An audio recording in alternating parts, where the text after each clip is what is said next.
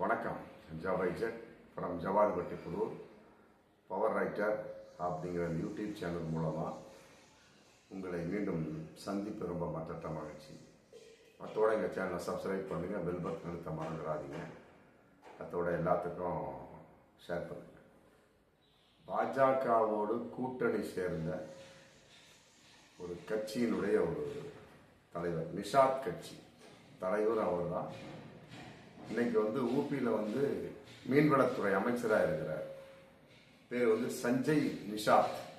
அவர் பேர்தே கட்சி சஞ்சய் நிஷாத் அப்படிங்கிறது அவர் பேரு.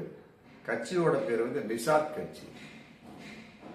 அந்த ஏரியாவில் அந்த மாநிலத்தில் பிரபலமான இருக்கக்கூடிய ஒரு தலைவர். அவ்வளவுதான். இன்னைக்கு ரொம்ப ஆவேசமாக இது ஒரு ஜனநாயக நாடு அப்படிங்கிற எந்த ஒரு சிந்தனையும் இல்லாமல், என்னடா நம்ம பதவியேற்கக்கூடிய சமயத்தில் எப்படிப்பட்ட ஒரு கட்டு திட்டங்களோடு நாம் பதவியேற்றோம் அமைச்சராக அப்படிங்கிற எண்ணங்கள் கொஞ்சம் கூட இல்லாமல் இன்னைக்கு இந்த ஹோலி பண்டிகை சம்பந்தமா ஒரு மிகப்பெரிய ஒரு ஆவேசமான ஒரு வார்த்தையை விட்டுருக்கார். அதாவது வண்ணங்கள் பிடிக்கவில்லையா, நாட்டை விட்டு வெளியேறுவீர்கள். புரியல. வண்ணங்கள் பிடிக்கவில்லையா, நாட்டை விட்டு வெளியேறி விடுங்க. வண்ணங்கள் சிலருக்கு பிடிக்கும், சிலருக்கு பிடிக்காது.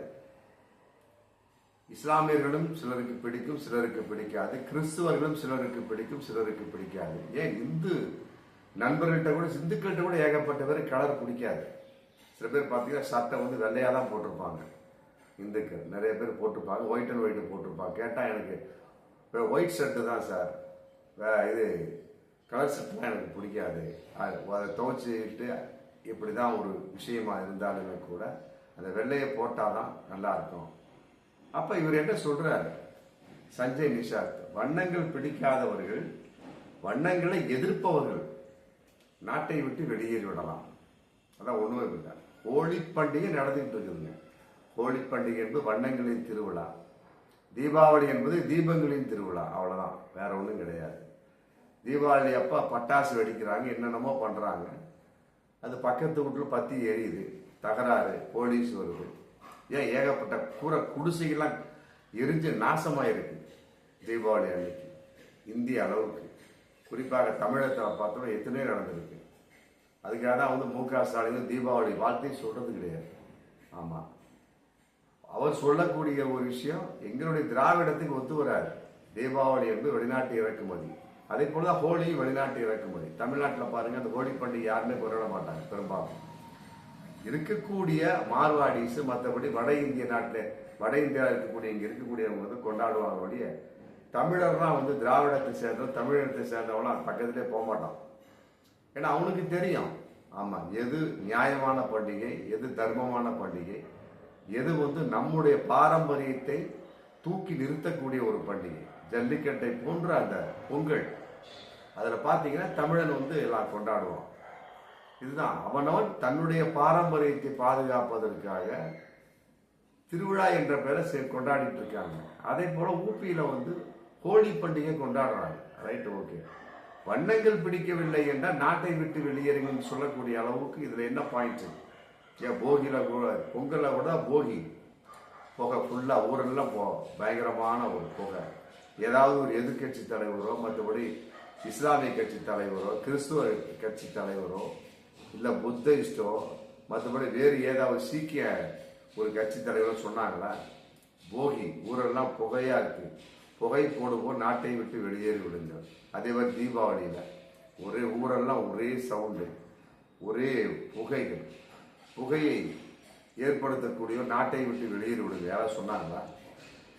சமாளித்து எந்த அளவுக்கு ஒரு மத நல்லிணக்க உணர்வோடு என்னதான் இருந்தாலும் அவர்கள் நம்முடைய நாட்டை சேர்ந்தவர்கள், இந்து மக்கள் கொண்டாடுறாங்க, தமிழர்கள் போகியை கொண்டாடுறாங்க சொல்லி போட்டு எந்த அளவுக்கு மனசுக்குள்ள ஒரு எண்ணத்தோடு அவங்க ஒற்றுமையா, சகிப்புத்தன்மையா, இஸ்லாமியர்களாகட்டும், கிறிஸ்துவர்களாகட்டும், சீக்கிய நண்பர்களாகட்டும், சகிப்புத்தன்மையா இந்து மக்களோடு எந்த அளவுக்கு ஒற்றுமையா உணர்வா அதை வெளிப்படுத்துறாங்க. சில நேரங்களில் இஸ்லாமிய நண்பர்களே தீபாவளி வீட்டு வெடிக்கிறாங்க, குழந்தைகளை கூட்டு வெடிக்கிறாங்க. அதெல்லாம் வந்து ஒரு மத நல்லிணக்கத்தின் வெளிப்பாடு. அது சிறு குழந்தைகளுக்காக ஏற்படுத்த அவர்கள் ஒரு மன சந்தோஷத்தின் வெளிப்பாடு. குழந்தைங்க கேட்பான், எல்லாரும் பட்டாசு வெடிக்கிறாங்க, எனக்கு 2 வாங்கி கொடுங்க அப்படின்னு கேட்பான். கிறிஸ்துவத்தில் அப்படித்தான், பட்டாசு வெடிக்கிறாங்க, எனக்கு 2 வாங்கி கொடுங்க அப்படின்னா. கிறிஸ்துவ மக்கள் ஆங்கில பிறப்பு பட்டாசு வெடிச்சு கொண்டாடுறாங்க. கிறிஸ்துவர்கள் பிறந்த அன்னைக்கு பட்டாசு வெடிச்சு கொண்டாடுறாங்க. இப்ப அவங்கள பார்த்து நாம் சொல்ல முடியுமா, வேட்டு வெடிப்பவர்கள் நாட்டை விட்டு வெளியேறி விடுங்கள் அப்படின்னு? அப்ப இந்திய நாட்டில் யாரு உண்மையான குடிமக்கள்? வந்தேரிகள் அப்படிங்கிற பேர்ல இருக்கக்கூடியவங்களே நாட்டை விட்டு வெளியேறு அப்படின்னா, இந்த நாட்டு சுதந்திரத்துக்காக போராடியவங்க இவங்க என்ன சொல்றது? அவர் இந்த நாட்டின் மண்ணின் மைந்தர்களாவா? சுதந்திரத்துக்கு என்று எந்த ஒரு வியர்வை, ஒரு துளி வியர்வை துளி கூட சிந்தாதவர்கள் வந்து இன்னைக்கு பேசிட்டு இருக்காங்க அப்படின்னா, அவர் ரத்தத்தை சிந்தியவன் எந்த அளவுக்கு பேச முடியும் அப்படிங்கிற ஒரு மிகப்பெரிய ஒரு கேள்வி இருக்கு இல்லையா? இந்த மாதிரிலாம் வந்து இப்படிப்பட்ட வார்த்தைகளை வந்து எதற்காக உபயோகப்படுத்த வேண்டும்? அதிலும் குறிப்பாக இஸ்லாமியர்கள் நோட்டி அப்படிங்கிறது தான் மிகப்பெரிய ஒரு கேள்விக்குறி. இன்னைக்கு வந்து ஹோலி பண்டிகை குறிப்பா இந்திய அளவுக்கு கொண்டாடப்படும் என்பதில் உலக அளவுக்கு கொண்டாடப்படும். அது குறிப்பாக இந்தியாவில் ஃபுல்லாக கொண்டாடப்படும். அது குறிப்பாக வட இந்தியாவில், அதிலையும் குறிப்பாக பாஜக ஆளுகின்ற ஊபி, மற்றபடி குஜராத், ராஜஸ்தான் இப்படி கான்செப்ட்ல இருக்கக்கூடிய சமயத்தில் மிக பதட்டமாக இருந்து கொண்டிருப்பதாக இன்னைக்கு தகவல் வந்துட்டு இருக்கு. குறிப்பாக இஸ்லாமியர்களுக்கும் இந்துக்களுக்கும் ஏதோ ஒரு வகையில மோதல் ஏற்பட்டு விடலாம். வருஷம் நடந்துகிட்டு தான் இருக்கு. விநாயகர் சதுர்த்திக்கு விநாயகரை தூக்கிட்டு போறப்ப எந்த அளவுக்கு மோதல்கள் ஏற்படுகின்றதோ, அதே போல ஹோலி பண்டிகை இன்னைக்கு வந்து ஒரு அரசியலாக்கி விட்டார்கள் அப்படிங்கிறது தான் ரொம்ப கேவலமான ஒரு விஷயம். இதுல வந்து பாஜக, மற்றபடி RSS இந்த மாதிரி சங்பரிவார் கூட்டங்களுடைய மிகப்பெரிய ஒரு தலையீடு வெளிப்பாடு. என்ன ஆச்சு, இன்னைக்கு ஊபியில குறிப்பிட்ட அந்த அலிகார் அந்த மசூதி, மத்திய அங்க இருக்கக்கூடிய மிக அற்புதமான நகரங்கள் இருக்கக்கூடிய மசூதிகள்லாம் என்ன ஆச்சு இன்னைக்கு எல்லாம், பரேலியில் இருக்கக்கூடிய மசூதி, சம்பல் பகுதி மசூதி, அப்புறம் முரடாபாத் இருக்கக்கூடிய மசூதி எல்லாமே வந்து தார்பாய் போட்டு மூடிருக்கிறாங்க. பாருங்க, தார்பாயை போட்டு மூடிருக்காங்க. என்ன அப்படின்னா, வேணும்னே மசூதி மேல வந்து வண்ணம், அதாவது வந்து குறையாத ஸ்ட்ராங்கா பிடிக்கக்கூடிய அளவுக்கு ஏதாவது கலந்து மசூதி மேல ஊத்திடுறது. இது வில்லங்க நானே ஊத்திட்டு தகராளுக்கு பிரச்சனை பண்றது. இது சம்பந்தம் உயிர் பணி கூட கடந்த காலங்கள் நடந்திருக்கு. இப்படி இருக்கக்கூடிய சமயத்துல சஞ்சய் நிஷாத் போன்றவர்கள் எல்லாம் வந்து ஒரு அமைச்சராக இருக்கக்கூடிய கேவலமான நபர்கள்லாம் வந்து இன்னைக்கு வந்து வார்த்தையை விட்டுருக்காங்க, வண்ணங்கள் பிடிக்காதவர்கள் நாட்டை விட்டு வெளியேறலாம். இந்த அமைச்சர் வந்து ஆல்ரெடி 2022 நினைக்கிறேன், ஆமா, கன்னட நடிகர் ஒருத்தர் சொன்னார் இந்தி வந்து தேசிய மொழி இல்லை அப்படின்னு சொன்னார். அதற்கு இதே சஞ்சய் நிஷாத் வந்து இந்தியை பிடிக்காத நாட்டை விட்டு வெளியேறிவிடலாம். அவனா நாட்டை விட்டு வெளியேறி விடுங்க, நாட்டை விட்டு வெளியேறி விடுங்க. அப்ப இவர் மட்டும் இந்தியாவில் இருந்து என்ன பண்ண போறாரு? இவர் மட்டும் தனிப்பட்ட முறையில் இருந்தா இந்தியா சரியாகி விடுமா? இல்ல பாசிச கும்பல் சனாதன போக்கு உள்ளவர் மட்டும் இருந்தா இந்தியாவை விடுமா? இல்ல இவர் சொன்ன உடனே வெளியேறி விடுவாங்களா? என்னங்க ஜனநாயக நாடா இல்ல வேறு விதமான ஒரு நாடா? ஒண்ணுமே புரியல. ஒரு குறிப்பிட்ட மதம் சார்ந்த நாடே கிடையாது, ஜனநாயக நாடு. அப்படி இருக்கக்கூடிய சமயத்துல அப்படிப்பட்ட வார்த்தைகள் விடக்கூடிய சமயத்தில் இந்த மோடி அரசியல் அவர்களுக்கு காவல் காத்து கொண்டு, அதையெல்லாம் விட ஊபி இங்க இருக்கக்கூடிய முதலமைச்சர் யோகி ஆதித்யநாத்துடைய பேச்சு இன்னும் கடுமை. யாருமே இஸ்லாமியர்கள் வந்து ஹோலி அன்றைக்கு வெளியே வரக்கூடாது. ஆமா, எச்சரிக்கையா, எச்சரிக்கை விடக்கூடிய அளவுக்கு அது என்ன, அந்த பண்டிகை என்ன, இந்த மிகப்பெரிய உயர்ந்த பண்டிகை? நீ பாட்டி நீ வண்ணத்தை உன்னுடைய நபர்களுக்கு தெளிச்சுட்டு போயிட்டே எது பிற மதத்தை நீ அதே மாதிரி இஸ்லாமியன் உன்னை டிஸ்டர்ப் பண்றானா? இல்ல பக்ரீத் அன்னைக்கு உன் வீட்டு முன்னாள் மாடை இருக்கிறானா, ஆடு இருக்கிறானா? இல்ல ரம்ஜான் அன்னைக்கு உன் வீட்டுல வந்து கஞ்சி ஊத்துறானா? இல்லையே. எத்தனை இந்து மக்கள் தான் வந்து ரம்ஜான் அன்னைக்கு போய் பாரு, சாயங்காலம் எங்களுக்கு கஞ்சி வேண்டும் சொல்லி போட்டு பள்ளிவாசலுக்கு முன்னால் காவல் காத்து கொண்டு இருக்கிறார்கள். கஞ்சி ஊத்த ஆரம்பிச்சோடனே இது எங்களுடைய தீர்த்தம், இது இறைவன் கொடுத்த மிகப்பெரிய ஒரு பிரசாதம் சொல்லிட்டு வாங்கி சாப்பிட்டு போறாங்க. ஒரு நபர் சொல்றார், இதை கஞ்சியை சாப்பிட்டு எனக்கு சில நோய்கள் போச்சு அப்படிங்கிறார். தர்காவுக்கு போனாலும் அங்க அன்னதானம் போடுறாங்க. அங்க உட்கார்ந்து ஏகப்பட்ட பலவிதமான மனசுக்குள் அவர்களுக்கு என்னென்ன வெளிப்படும் அதில் வெளிப்படுத்தி வேண்டுறாங்க. அந்த அளவுக்கு மத நல்லிணக்க ஒற்றுமையோடு இருந்து கொண்டிருக்கக்கூடிய இந்த நாட்டில் சஞ்சய் நிஷாத் போன்றவர்கள், மற்றபடி வந்து யோகி ஆதித்யநாத் போன்றவர்கள்லாம் வந்து இந்த மாதிரி தேவையற்ற ஒரு வார்த்தைகளை விடக்கூடிய சமயத்தில் கட்டாயமாக மிகப்பெரிய ஒரு மதம் நல்லிணக்கங்கள் குறைந்து மற்றபடி வந்து ஏகப்பட்ட தேவையற்ற வன்முறைகள், கலாச்சாரங்கள், சீரழிவுகள் இதெல்லாம் நடக்கும் என்பதுதான் வந்து எல்லோரும் பார்த்து கொண்டிருக்கக்கூடிய விஷயம். இல்லை, இந்த மசூதியை தார்பாய் போட்டு மூடக்கூடிய அளவுக்கு அந்த ஹோலி பண்டிகை இருக்குது அப்படின்னா அப்ப இந்த அளவுக்கு வன்முறைகளுக்கு உண்டான ஒரு முன் ஏற்பாடுகள் நடந்து இருக்கும் அப்படிங்கிறத ஒரு விஷயம் இருக்கு இல்லையா? இதெல்லாம் மசூதிகளை மூடும் பண்டிகை, இந்த மசூதிகளுக்கே மூடு விழா நடத்தும் பண்டிகையா அப்படிங்கிற கேள்வி இன்றைக்கு வந்தாச்சு. ஹோலி பண்டிகைன்னா உடனே மசூதியெல்லாம் மூடிடுமா? ஏன் உங்களுக்கு அது மசூதியும் தெரியாதா? பிற மதத்தவனுடைய ஒரு வழிபாட்டு தலம் தெரியாதா? அதே மாதிரி உங்க கோவில் மேல வந்து ஏதாவது இஸ்லாமியன் சண்டை என்ன பண்ணுவீங்க? சண்டை தானே, பிரச்சனை தானே. அப்ப இது என்ன ஜனநாயக நாடா? எதற்கு மத்திய அரசு இருக்கு? மோடி அரசு 11ஆம் வருஷமா உட்கார்ந்து இதுக்கு தான் எடுத்துட்டு இருக்காரா? இதெல்லாம் வந்து மிக கேவலமான ஒரு சூழல், ஏற்றுக்கொள்ள முடியாது. தமிழ்நாட்டில் இதனுடைய பப்பு வேகாது.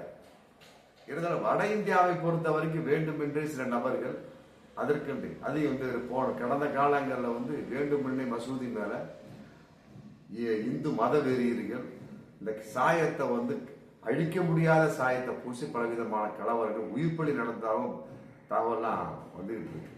அப்படி இருக்கக்கூடிய சமயத்துல இந்த ஹோலி பண்டிகையில என்ன நடக்க போகுது அப்படிங்கிறது தெரியாத அளவுக்கு வட இந்தியா இருக்கக்கூடிய இஸ்லாமிய மக்கள் இன்று வெதும்பி தவித்துக் கொண்டிருக்கு. அது வந்து ரம்ஜான் பண்டிகை போயிட்டு இருக்கு. ரம்ஜான் அது வந்து பட்டினியோடு இருந்து கொண்டிருப்பாங்க, எதிர்த்து தாக்க முடியாத சூழல். இதே ரம்ஜான்ல தான் வந்து பத்ரு போர் அப்படிங்கிற ஒரு நடந்தது இஸ்லாமியத்துல. ஒரு 333 பேர், அவ்வளவுதான். முகமது நபி பக்கம், அந்த பக்கம் எதிரிகள் பக்கம் 1000 சில்லற பேர். ஆமா, அந்த பத்ரு போர்ல வெற்றி அடைஞ்சு மிகப்பெரிய ஒரு சரித்திரத்தை படைத்தார்கள் இஸ்லாமியர்கள். அது மாதிரி வந்து இந்த ஹோலி பண்டிகை மற்றபடி இந்த பண்டிகை காலங்களில் வந்து இஸ்லாமியர்கள் எதிர்க்கக்கூடிய ஒரு கலாச்சாரத்தை மத்திய அரசு கட்டாயமாக கலைந்தெறிய வேண்டும். பண்டிகை கொண்டாடி இவ்வாறு கொண்டாடிட்டு போங்க. மற்ற மத ஆலயங்களை மூடுவது, மற்ற ஆலயங்களை மூட வைக்கக்கூடிய அளவுக்கு செயல்படுவது, இஸ்லாமியர்கள் யாரும் வெளியே வராதீங்கன்னு சொல்றது. இதே மாதிரி வந்து அவன் சொல்லுவான் இஸ்லாமியன், அவன் இந்த மாதிரி வந்து பக்ரீத் கொண்டாட போறேன், ரம்ஜான் கொண்டாட போறேன், ஏன்னா ஆட்டை அறுக்க போறேன், மாட்டை நடு ரோட்டில் வச்சு வெட்ட போறேன், யாரும் வராதீங்கன்னா வராமல் விட்டு விடுவீங்களா?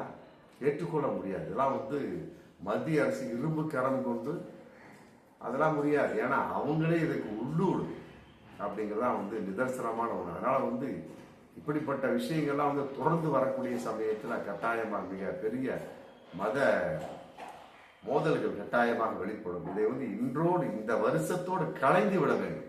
ஆமா, கலைந்து விட. இதற்கு வந்து இஸ்லாமியர்கள் வந்து கட்டாயமாக ஒரு தைரியத்தோடு நின்று போராட வேண்டும். இல்லை என்று சொன்னால் அவ்வளவுதான். ஆமா, சொன்னாரு பாருங்க அந்த சஞ்சய் நிஷாக்கு, நாட்டை விட்டு வெளியேறி விடுங்க அப்படிங்கிறப்ப என்ன ஆகும்? சுதந்திர போராட்டத்துக்காக போராடியதெல்லாம் என்ன வேஸ்டா? ஏற்றுக்கொள்ள முடியாது. மகா முட்டாள்தனமான பைத்தியக்கத்தரமான ஒரு வார்த்தைகள் இதெல்லாம். ஆமா, அதனால வந்து இருக்கக்கூடிய இஸ்லாமியர்கள்லாம் வந்து இந்த வகையில் ரொம்ப கவனமாக இருக்க வேண்டும்.